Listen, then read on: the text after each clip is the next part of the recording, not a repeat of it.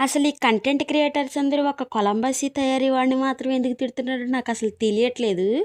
నాకెందుకు తెలియట్లేదో మీకు తెలియాలంటే ఈ వీడియో పూర్తి వరకు చూడండి. నేను మీకు చూపిస్తాను.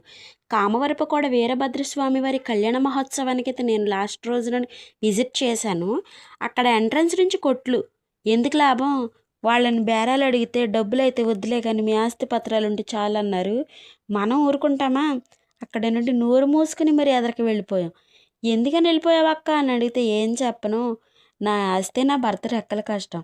అలాంటిది ఎలా కొంటాను? ఏమని కొంటాను?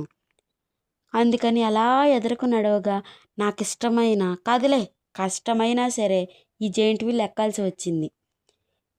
కష్టం అంటున్నావు, మరీ అంత బలవంతం చేసింది ఎవరు నిన్ను అని మీరు అనుకోక్కర్లేదు, నేనే చెప్తాను.